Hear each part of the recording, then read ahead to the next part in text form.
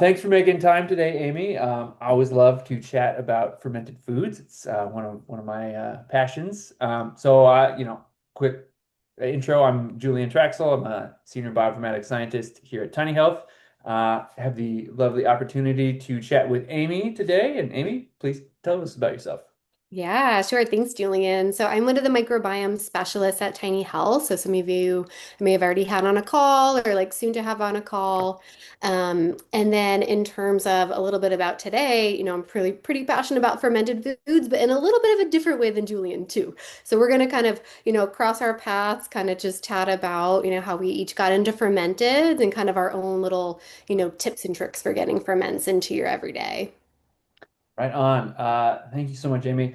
And so I know you're putting together this really great resource, little ebook about ferments and all that. And I've had a nice sneak preview of it. But I was curious, how did you get into ferments in the first place? What was your like early experience with fermented foods, and how did you come to love them? Yeah, great question. So I didn't grow up with them, just as like many people that I meet with in calls, they're like, I don't know how to even use sauerkraut or like what is miso paste. So I grew up on standard American diet, lots of kind of processed foods and kind of the more I kind of, peeled back the layers of like health, nutrition, and kind of especially like gut health. My background's in my microbiology, so I understand the science of it. But then from the health perspective, the more I learned, the more I wanted just to kind of experiment and trial it out. And I always found in calls, there was such a big hurdle to people kind of knowing where to begin, right? So from my own perspective, I started small, yogurt, kefir, things like that. Sauerkraut was a hard one. That is actually when my kids were born, and you kind of have to make some of those changes. You know the benefits of it.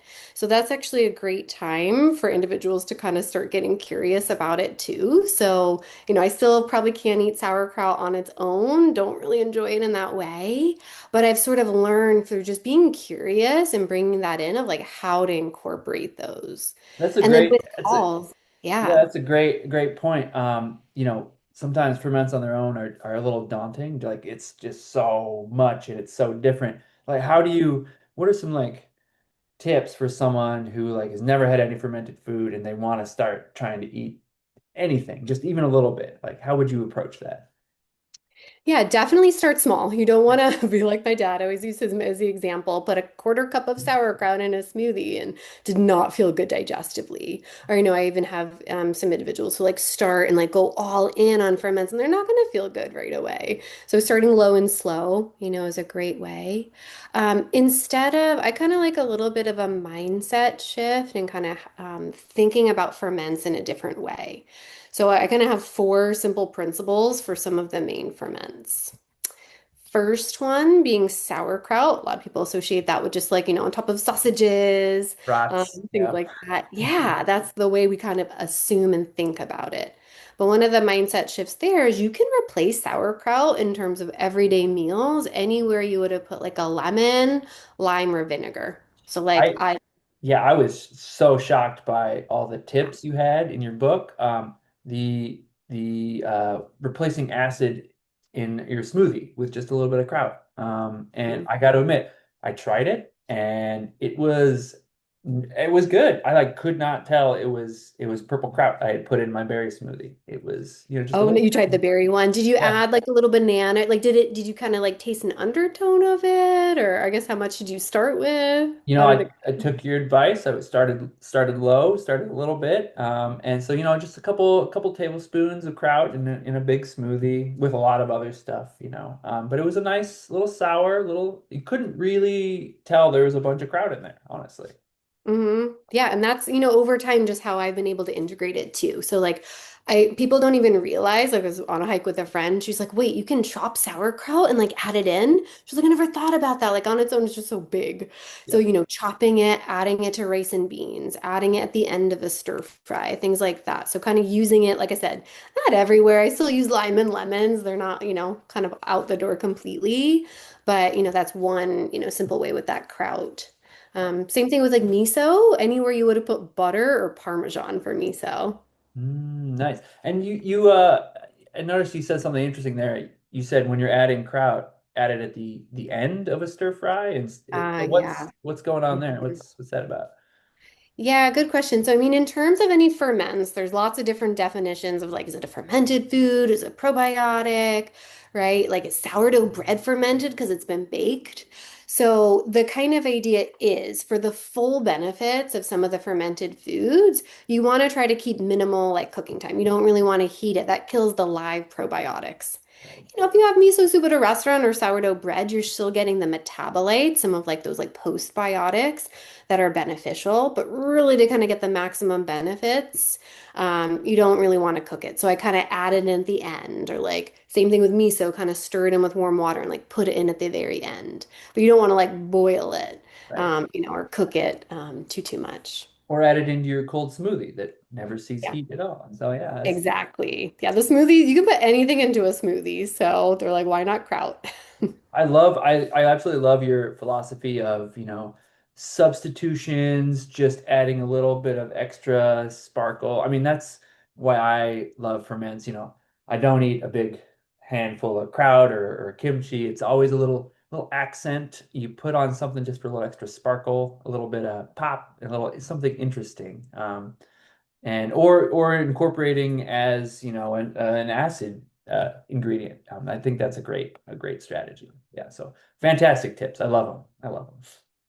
Yeah, thank you. I know it's just like little ways too. I would say like engineer your environment, like keep the all the ferments like front and center in the fridge and kind of have it ready to go.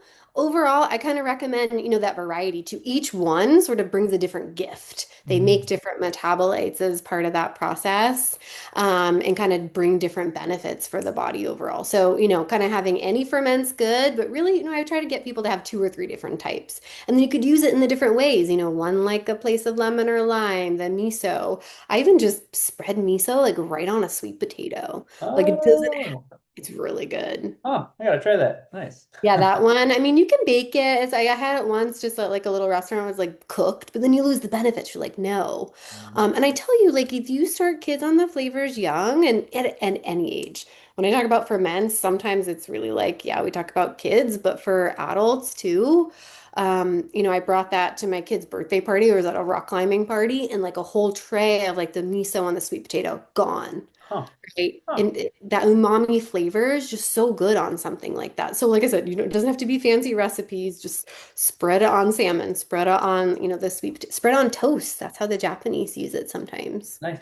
Can, Yeah. can I ask you, so I know there's a couple different kinds of miso. Is this like a light miso you would recommend for this, or like a darker one? Do you have a Yeah, starting off slow. I'm onto the red misos. I have like my miso lady, and she gives me like her really long 4-year fermented. But basically, starting with the light, like mellow, is kind of an easier introduction. Basically, it gets darker. The darker you go, the longer it's been fermented, and then the kind of stronger the flavor too.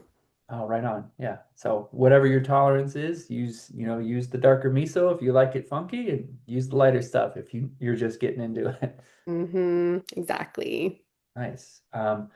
Another great substitution that I loved from your ebook was the recommendation for kombucha. If you're trying to maybe drink a little bit less this summer, a kombucha can be a great swap out or a substitute for that cocktail you might want to have. Just have a glass of kombucha, and it's really satisfying, really quenching, really sour, and it has that kind of interesting, I don't know, zip that you might be looking for.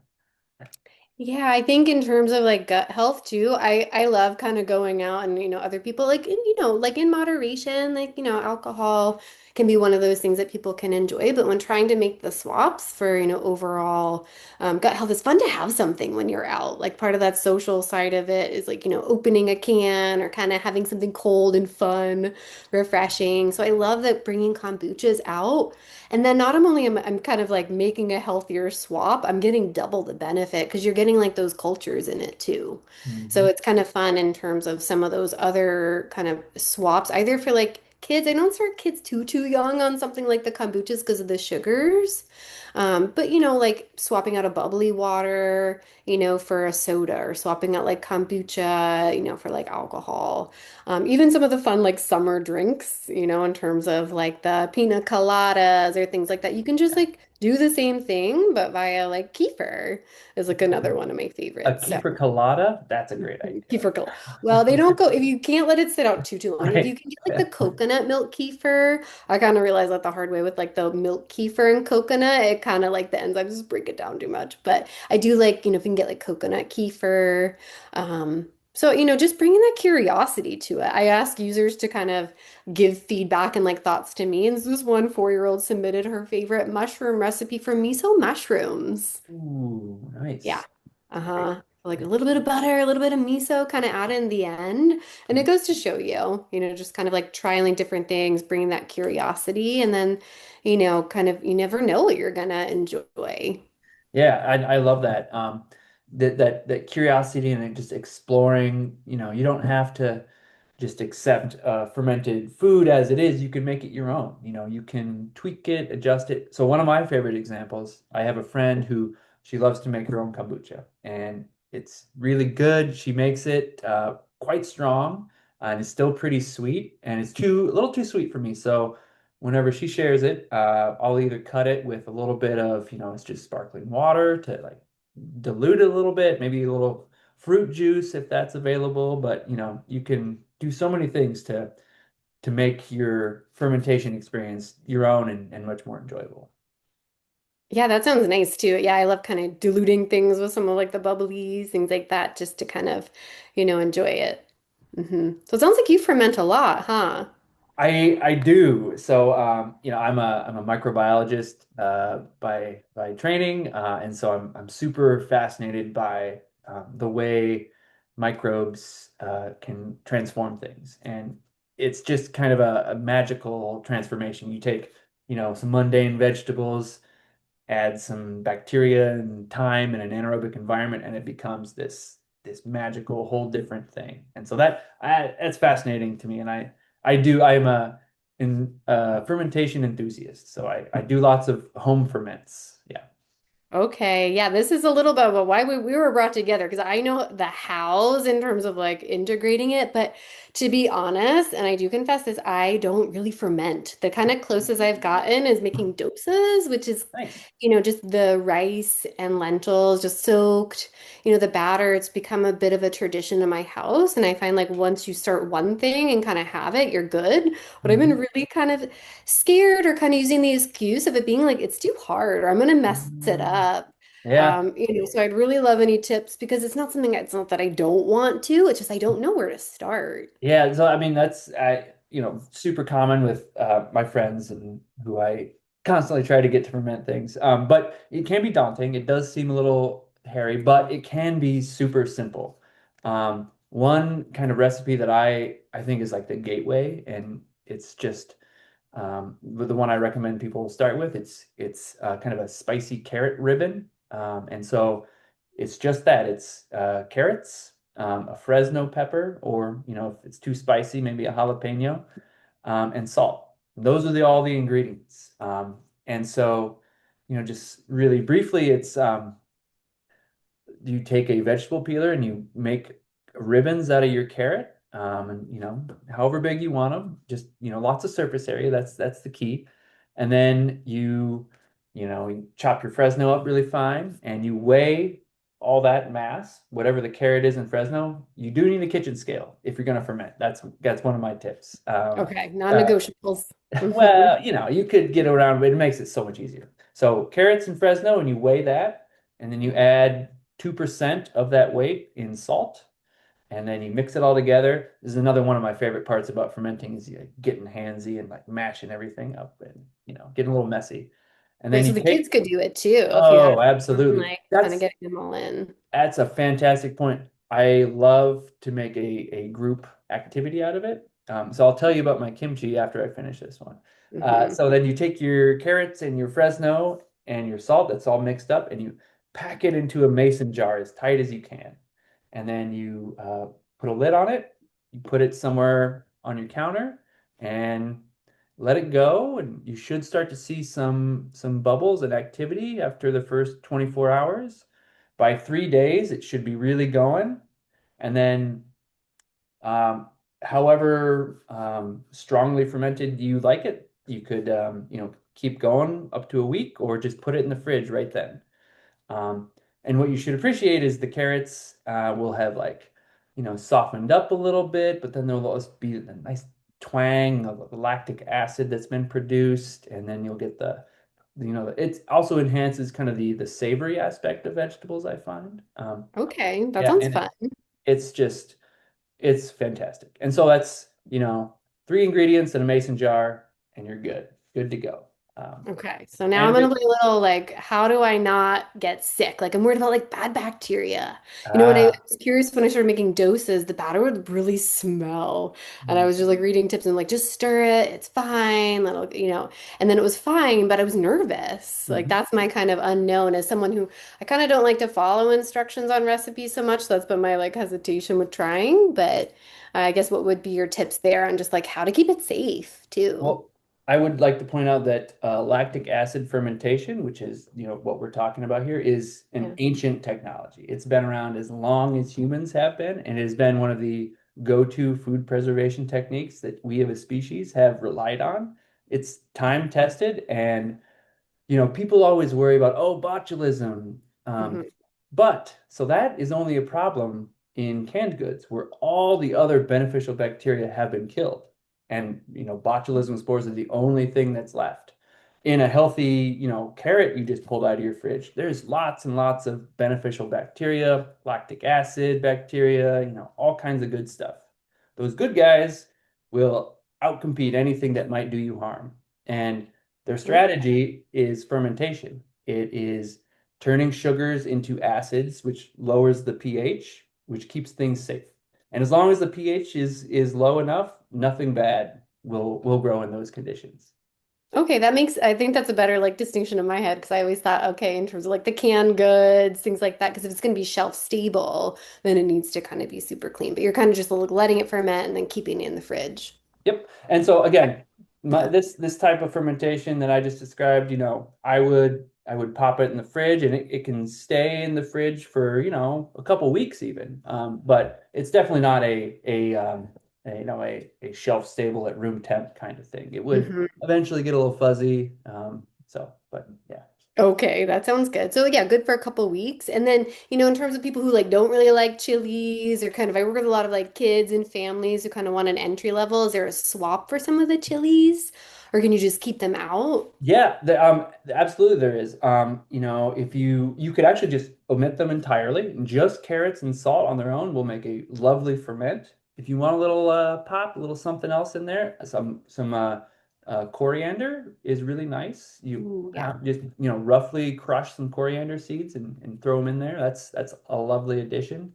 Dill is a fantastic addition to ferments like that. Yeah, so. Anything that might add a little excitement or pop. I personally like the chilies, but I understand it's not for everybody. Yeah, you never know. I have some kids who are really, really young, just love the kimchi Mm, as well too. So I think we're definitely gonna send around like a recipe because I know I want to get started and just try because it's one of those things. Once you start something and do it once, then it kind of sticks. Right? It's yes, like a habit coach myself. It's like just trying it and then just seeing what sticks in terms of like, ease. And it could be something and bringing that curiosity factor that, anyone could enjoy too once they kind of try it, once. absolutely. My Yeah. dad always used to say, everything's hard until you've done it once, and then it's That's easy. true. Yeah, Yep. yeah, Yeah. You mentioned about kimchi as well. I know my friend yes. growing up, the older brother, and I was like, would always ferment this cabbage. And I was like, we had no idea. That was a far world away when I was like 10. But I remember kind of like that big jar of it, and you would put different, sometimes Mhm. chili, sometimes without. Is that something you ferment a lot too? Yes, kimchi was one of my true gateway ferments into fermented vegetables. So I tried it at Korean restaurants or what have you, and it was good. It's a little pop and spice. I was already into fermenting a little bit then. But what I really love about kimchi is we used to turn it into a kind of a group event where a bunch of my friends would come over. So we go to the farmer's market. I think early summer, late spring, early summer is a beautiful time to make kimchi. All the Napa cabbage is at the farmer's market. You get carrots and radishes, everything's there, turnips even. So what we do is we go to the farmer's market, grab a bunch of Napa cabbage, some radishes, carrots, whatever else looked good, and we come back and have a little, peeling and processing party, like breaking everything down. And then, we'd all, kimchi is interesting because you can do it so many different ways. And I won't dare try to, say this is how you make kimchi because it's, but the way we like to do it is, all those veggies I mentioned, and then a couple pears and apples mixed in with some gochugaru, which is a red Korean chili. Mhm. Um, and then you make a paste out of that, and then you kind of massage everything together. Um, and if you have enough people, it's many hands make light work, and everyone then leaves with a jar of their own kimchi at the end. Um, Oh, nice. I love that idea too. It kind of takes like it brings that community aspect, that's of good in terms of sharing food and kind of making it together. And then you kind of go, home with it. And you're also kind of like teaching them in a way, as, too. Absolutely. And then you all can like on the group thread text each other, how's your kimchi doing? Mine started to bubble out the top. Is that normal? Like, oh yeah, that's a good sign. That means it's alive. That's So good. So you can all kind of be accountability partners for yeah. each other in terms of knowing how to support it. Yep. A kimchi support group. So Wonderful. Yep. I know. Kimchi I love experimenting with too because it's one of those I've always had it in like ramens and soups. I really love it and with Brussels sprouts is probably like my favorite way. And I've actually seen it with the pear in it too. So those kind of trios together. We mentioned the pear. That sounds really good. oh yeah. So is your Brussels kimchi recipe in the book you're working on or Yeah, I put that. Yeah, these are all just a collection of my tried and true favorites. oh, nice. One of my local fermenters too, they put it in like kids mac and cheese because anywhere you would have put like a chili, like a hatch chili mac and cheese or things like that. I think about using kimchi instead, because you can Mm. use out and kind of swap out anything you would have done. So I haven't tried that with my kids. I do a lot of like miso mac and cheese with my kids, but that's like next on the list to, try. Do you have any other favorite ways you like to use your kimchi? I have a shameful confession about my kimchi. Okay. So I sometimes every once in a while I really enjoy those frozen cardboard pizzas. Not very healthy for you, but one of my favorite things is to cook one of those pizzas and put a big chunk of kimchi on top of it, and it's just oh my gosh, it's Nice. I know I was saying calls, there's no bad food. There's like, it's all about the balance. And hey, what yes. a better way to kind of boost a food like a pizza, which we, should all be able to enjoy from time to time. Mhm. My kids, oddly, they're like, tell everyone they like dipping their smoked salmon and just the juices. They don't really like eating the cabbage, but they like the juices and Ah. maybe rolling up a little bit of kimchi and some smoked salmon. So, there's so many different ways, and that's why I like that curiosity factor and kind of sharing like different ways to use it too. I'm so glad you brought up fermentation juices. So another one of my favorite ferments is fermented hot sauce. Mm. And so I am an avid gardener as well. I grow lots of peppers in my garden. And sometimes you have way too many to just cook and eat. And so you process them all into hot sauce. And so that is just, chopping them up really fine, mixing them with 2% salt, letting them ferment. And then after the fermentation, you're left with, this beautiful slurry of peppers. If you Mm. strain that juice off, that's a beautiful hot sauce. Just that. You can blend it with a little bit of the peppers and to thicken it if you'd like, or you can just have a really thin hot sauce just with that fermentation juice. And it's so good. There's nothing like it. Yeah, Yeah, and it's like if you're going to have hot sauce anyways, it may as well be fermented. I know I exactly. kind of leave that one to my local fermenter. They make really good like hot sauces and salsas that are already Mm. fermented. I know one of the things we'll be sharing too, because Elisa Song, our chief medical officer, in her book wrote all these other ideas as well of like, ferment your barbecue sauce. You can do that naturally. Make fermented fruit. And I think one of the ones we're going to include is like a blackberry lemonade. So in the summer, like who doesn't love lemonade? Yes. Right? May as well ferment it. So there's kind of different each kind of us kind of have our own approaches of like, let's start small with like fermenting. My kind of one is like, turbo boosting meals with things that are already available. And then like just simply, adding some like probiotic strains to like everyday foods too. So there's kind of a lot of different ways to, integrate it in a pretty easeful way.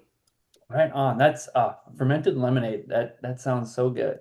Blackberry Yeah. lemonade too. Not just any, it's like Right. already, kind of exciting just to think about that extra flavor in it. So yeah, so I think that's something, we'll send along as well. Excellent. I'm looking forward to that. That's gonna be so good. Yeah, excellent.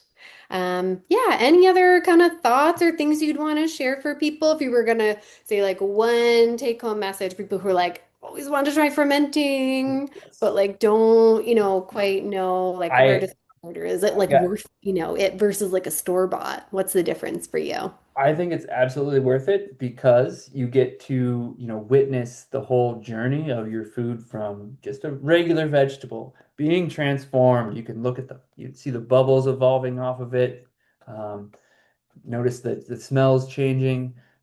Just the process of tasting it before and then after the ferment is really rewarding for me. Um, One little word of caution, fermentation is an anaerobic process, meaning you want to keep oxygen away from it as much as possible. I have been guilty of checking on my ferments far too often. So when you open them up and look at them, you're letting air in. And so you want to Mm-hmm. keep your curiosity under control a little bit if you can. You'll have better success that way. Okay, so maybe I know for me, because I know it's like dark spaces too. So like when I put my dose, I kind of cover it and like put it in a cabinet. And then I'm not as tempted to like check on it too. Yep. Got to put the timer on. Yeah. Yep. Exactly. Okay. Good, good. Yeah, thanks for that. Well, I really hope you decide to take the plunge and start doing some ferments yourself. I'll try and share a video of how I make the spicy fermented carrot ribbons. Maybe that will be some inspiration for you to get going. Yeah, for me, I'm a visual person. If I see it, like if there's a cookbook and there's no pictures, there's no way I'm cooking that too. So if I see a video and see it broken down, that kind of breaks down any of those barriers too. So yeah, I'll definitely love to see it. All right. Well, yeah, I think that's it for us today. So pretty much take home is, kind of tying it back to is like, get curious about some of the ferments. Start low and slow. That's my takeaway. Fermentation doesn't have to be that hard, it can just be really simple. So starting with like Julian's, carrot recipe. And then just one thing to tie it back in is, why we're all here for gut health, right? So in terms of all the different benefits, I wouldn't delve into too much for this one, but there's a whole long list in terms of just diversifying the microbiome, helping digestion. I always start babies on that sauerkraut, right? Just to kind of kickstart their digestion. Each one, gives a different kind of, nutrient boost. There's a lot of nutrients as part of that fermentation. Can help with metabolic health, immune system functioning. So list is long, right? A lot of cultures have used it for centuries. And I think as part of our culture here, we don't really have the regular instead of yogurt. So I think it's like we kind of need to engineer our environment to make it more regular, kind of make it more habitual for that, Totally agree. overall health and wellness. Well, Amy, it's been such a joy chatting with you, and I hope we get to do it again very soon. Yeah, definitely. Sounds great. Thanks, Julian. Have a good one. You as well. We are gonna make some fermented carrot ribbons. You need carrot, maybe some peps if you like a little spicy. You don't have to add these. And it's very very simple. Just gonna ribbonize this carrot. Chop up some peps, mix it with 2% salt, and let it go. I don't necessarily peel my carrot. I just rinse it. You don't have to worry about, scrubbing it or sterilizing it.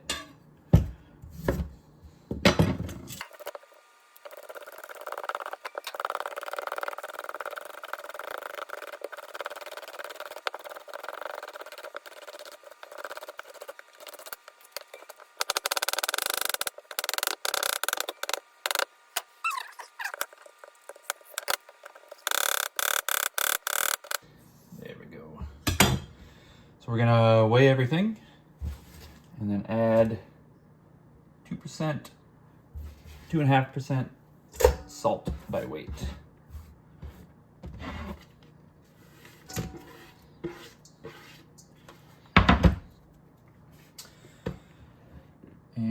got 285 grams total weight right now. So we're gonna add about 7 grams of salt to this.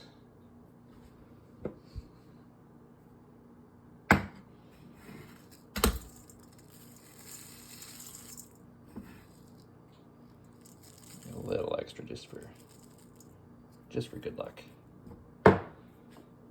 And now just kind of mix it all together, make sure everything gets nice and coated in salt, and then we're gonna pack it into this mason jar.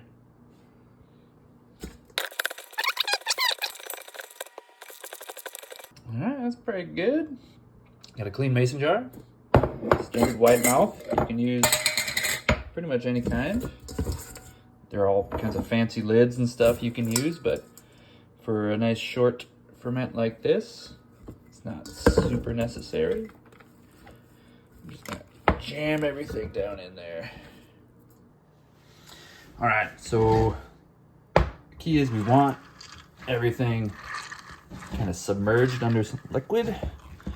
So the carrots and peppers will give off a decent amount just by jamming them down in there.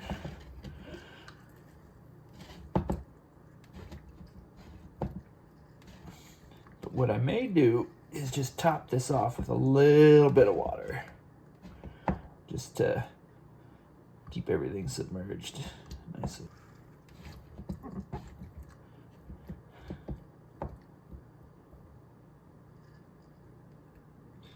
Pretty good. See all the liquid we got already? They will outjuice more liquid as they sit, but I'm gonna add just a little bit of water on top.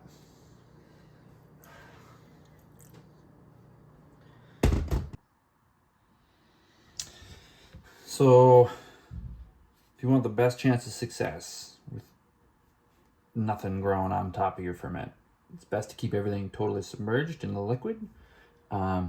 Since we have a decent amount of headspace, not a lot of liquid here, something I like to do is to use a second, smaller mason jar to help keep things submerged.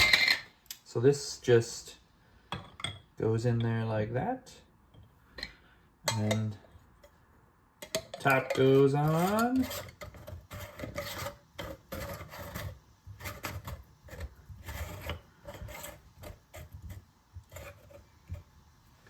And everything's nice and submerged there. But you don't want to tighten it too tight because you still want gas to get out. And this will leak liquid, so you're going to want to put it in a dish or something. I got this little ceramic bowl. There we go. Now I'm just going to leave it right on my countertop. Just there.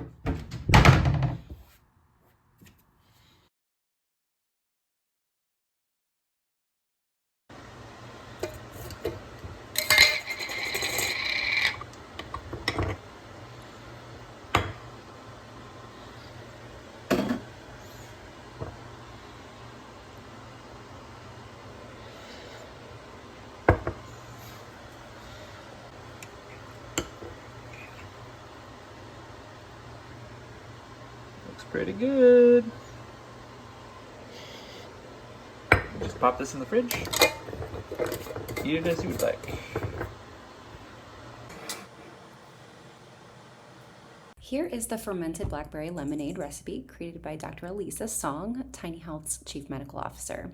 You'll start by placing a half a cup of organic blackberries or berries of your choice in a 32-ounce or 1-quart wide-mouth glass mason jar.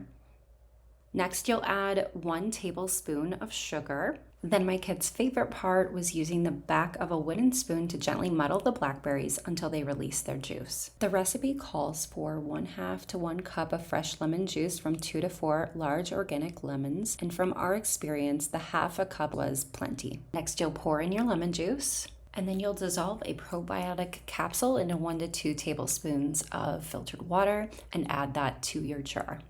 Add 2 cups of filtered water and cover with a mason jar lid. You'll leave this in the cabinet for 2 to 4 days to ferment.